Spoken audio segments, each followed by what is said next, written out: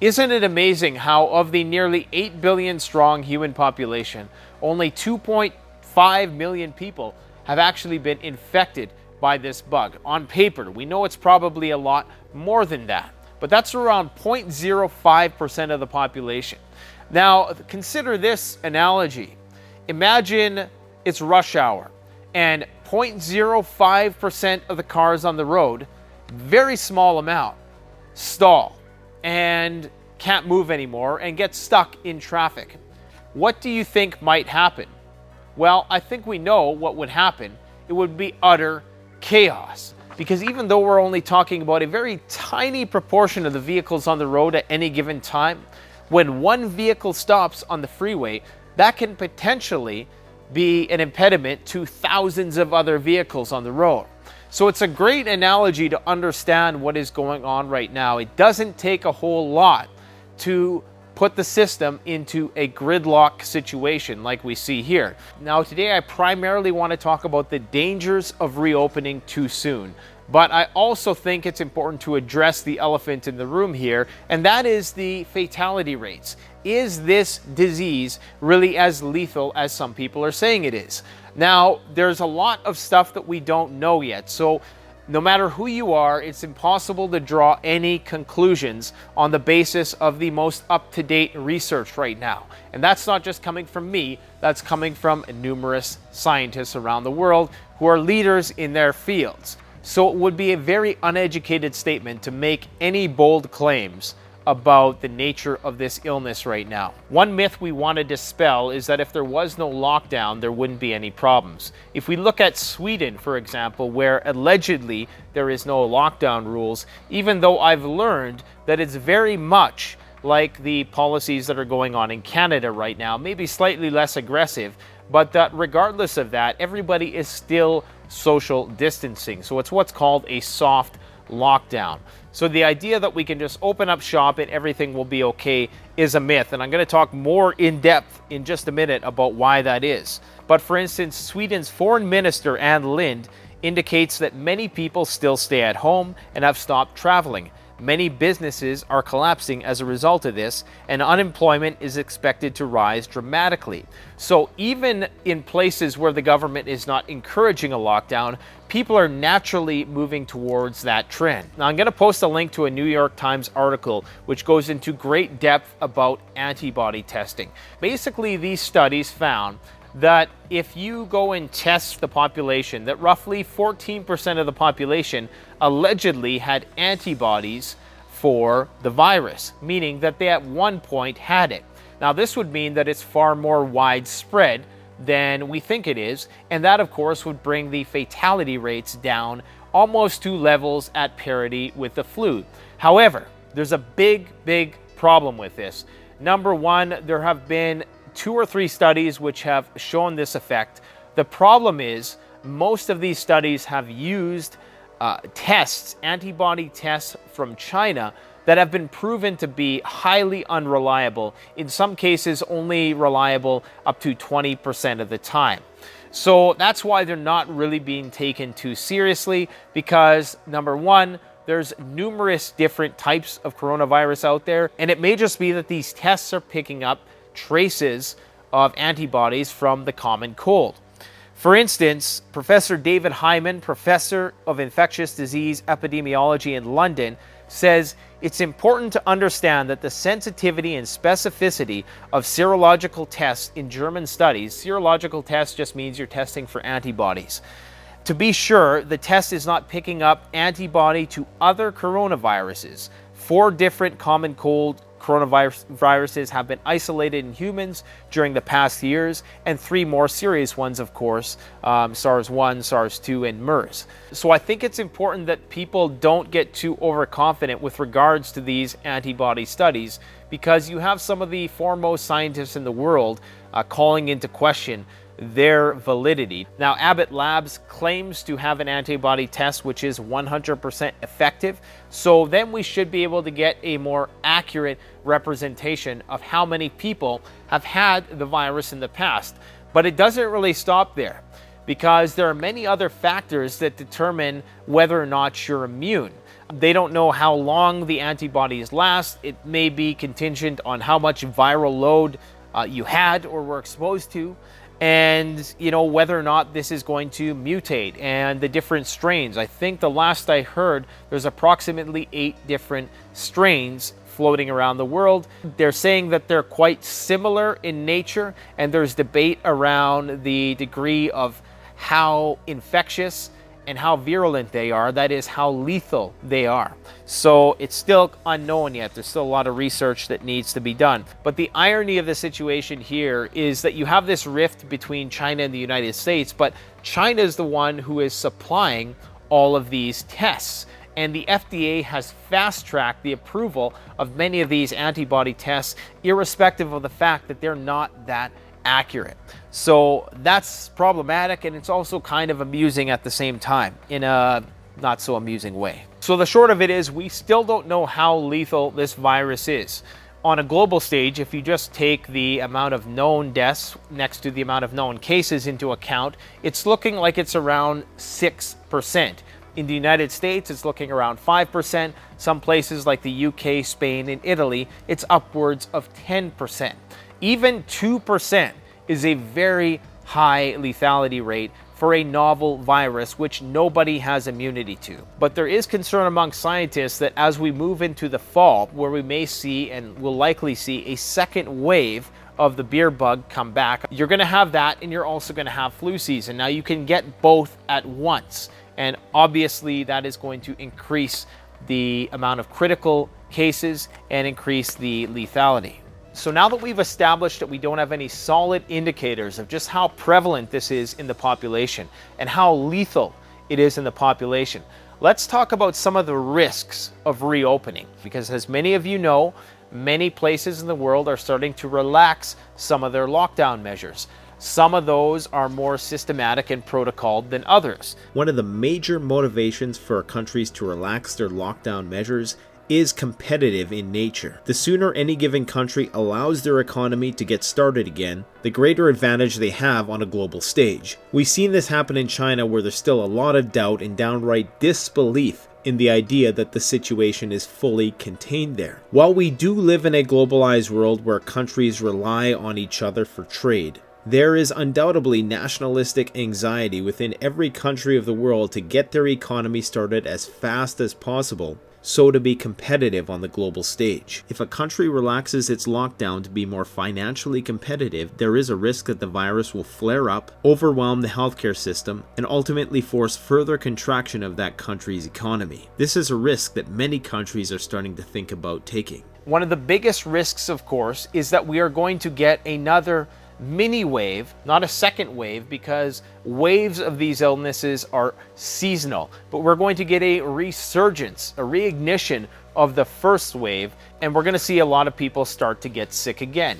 We know that this is a highly infectious disease, with some R-naught estimations, that is, how many people on average you will give it to if you have it, ranging from 1.5 to even 4. Even an R-naught of 2 or 3 will facilitate exponential spread if there is no social distancing put into place. Now, we know that in most of these relaxed lockdown situations, there still will be social distancing, and there's going to be phases, but we're going to talk about some of the limitations of that. Now, one of the first problems I have is that one of the main reasons why the hospitals aren't being overwhelmed right now is because nobody's on the roads. Nobody's, breaking a leg at a party somewhere. Nobody's getting into car accidents. Nobody's injuring themselves on the job. That was something that most epidemiologists and health planners in government didn't factor into the equation when they were concerned about hospitals being overwhelmed, because they take that into account. And when you get rid of that baseline of people coming into the ER, and that's not a problem anymore, that's why you have hospitals that still have capacity even though they're full of COVID patients. So the lockdown actually had 2 very positive effects. It limited the spread of the virus, and it also minimized the amount of people getting injured from things that they otherwise wouldn't, by making sure that they stayed home. The problem with this is, right when you relax the lockdowns, right when people hit the roads again, right when they go back to work, all of those baseline ER admissions are going to go back to normal. And if on top of that now you have a pandemic that is out of control because the infection is going to once again start to spread, then you're in trouble.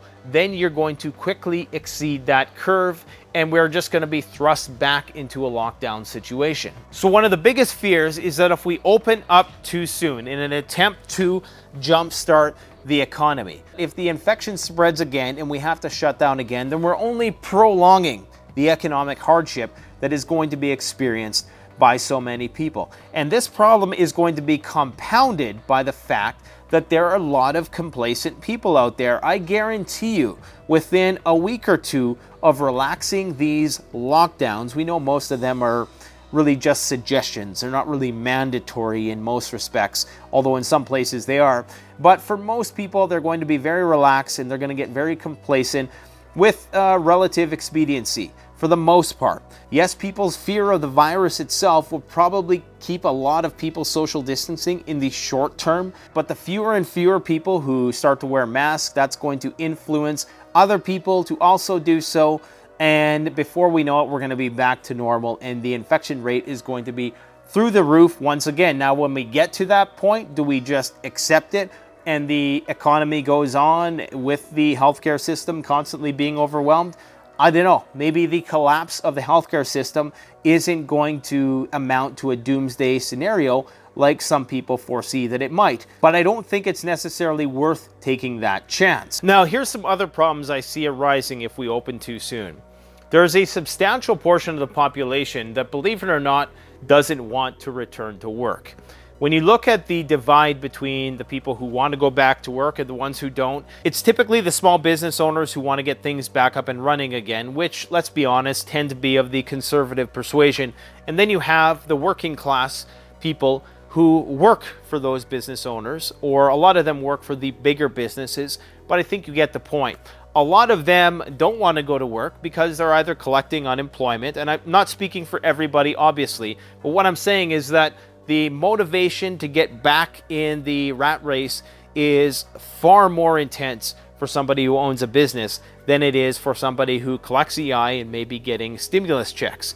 So that's something to bear in mind, that I think we may see a deepening of the rift between the political divide, especially now that we're in a political season and we're seeing these rallies all over the place, people protesting the lockdown, and you're seeing the counter protests to that online, of course. This is going to create a lot of issues around worker safety. We've already seen that with Amazon.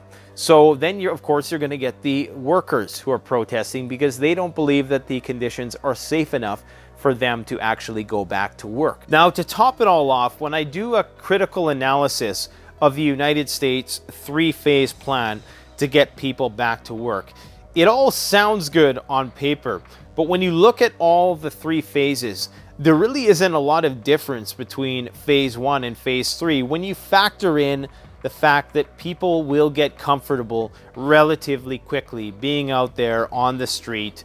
And as the social distancing between people, as the distance becomes less and less, you're going to see phase 1 start to look like phase 3 relatively quickly. Now, with the exception of some of the restrictions on how many people can coalesce in public places, that's probably the main difference in the phases, but most of it revolves around the responsibility for vulnerable populations to basically shelter in place and lock themselves down. So the only real significant differences that I see between phase 1 and phase 3 is the fact that there's going to be restrictions on how many people you can have in an establishment.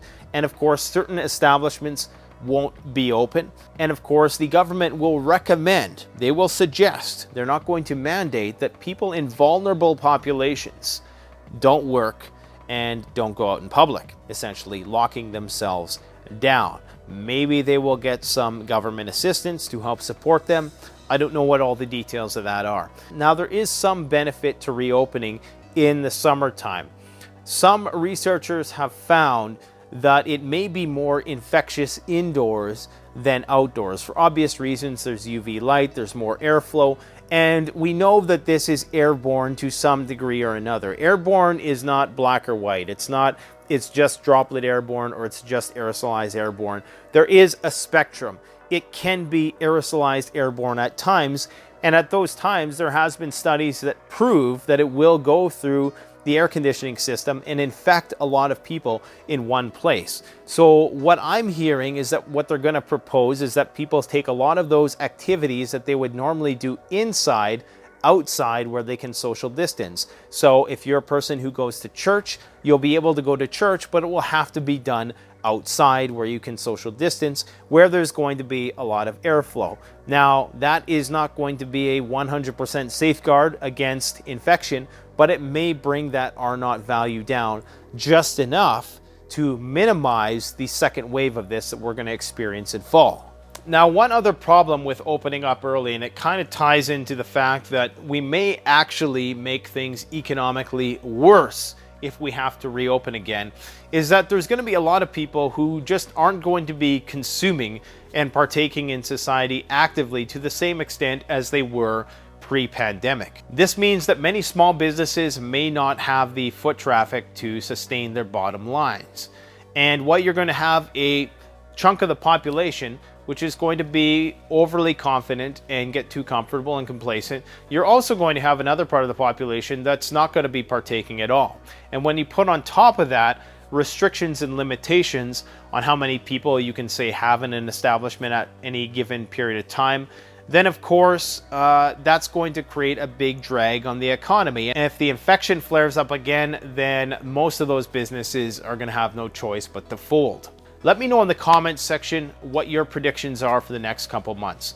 Do you think that the virus is just going to go away in summertime when people get outdoors and the ultraviolet light and the fresh air are just going to get rid of it?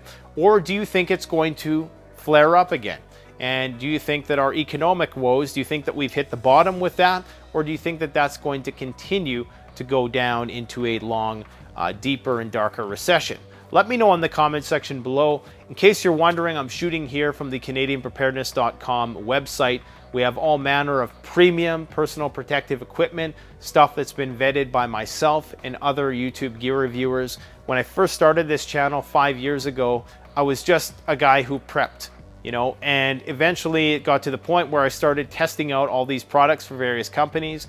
And I said, you know what? Why not make a store which is based on the reviews of YouTubers, separating the wheat from the chaff, and have all of these products in one place where people can access them at a very fair price. We are a small family-run business. We only ship direct. We don't drop ship. I believe that there's something about actually having a product in hand and that whole transaction, which just seems more secure to me. I don't know, maybe I'm just paranoid, but I'm not into the whole drop shipping thing where I get somebody else to send you something. I want to make sure that what I'm sending you is a quality product that is going to actually be reliable. We're getting a lot of cool stuff in the near future. We're getting Excalibur crossbows, Berkey water filter systems, various larger lithium power banks. That's the best way that you can support this channel. And of course, we also have personal protective equipment from Mestel gas masks and various respirators from the 3M company, as well as the Mirror Safety company. Unfortunately, as many of you know, right now, most of those are out of stock, but we're looking to get inventory in the next few weeks. So stay tuned for that. I'll post a link in the description where you can get some personal protective equipment if you want some. Anyways, guys, thanks for watching. Don't forget to stay active, stay fit, and as a subscriber indicated, I'm definitely starting to put a few Michelin Man rings around the old gut, but I assure you that's not going to last too long. Thanks for watching, guys. Canadian Prepper out. Gotta catch my breath here, folks. Got my dog with me today. What's up, dog? One of my dogs. Marshall's the dog I take when I go for a run. Baxter, the other dog that I can't wait to show you guys because it's been a few months. He's the one I take for bike rides. I just want to give you guys a little bit of a pep talk today, some unsolicited advice. It's very important at this time that you have intrinsic motivation, that you have goals, because it's very easy to get soft right now. It's very easy to get depressed, and not even really mentally or emotionally depressed, just physically depressed from staying inside so much. Only you are going to be there to motivate you in the hardest parts of your life. It is going to be you. It's not going to be anybody else. You're not going to have a personal trainer there in the moments when you perhaps need them most. For this reason, you have to be your own trainer. You have to be the reason you're motivated.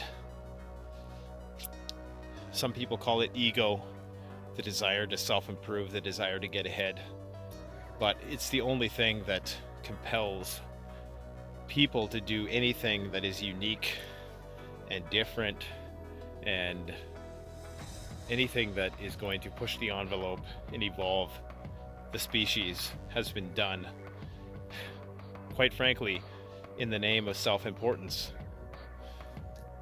Whether it was that mathematician working on that equation until the wee hours of the morning because what brought them gratification was seeing the numbers line up, or whether it was a business owner who worked their ass off day in and day out for nothing so that one day they could bring somebody a service or a product that was going to change their lives for the better.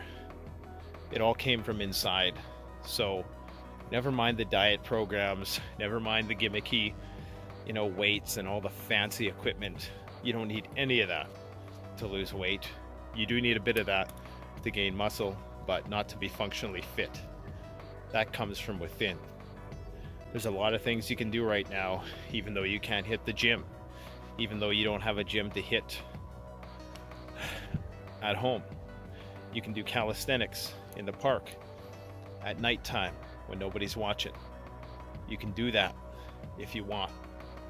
Just be clean, be hygienic about it, be respectful, respect the space.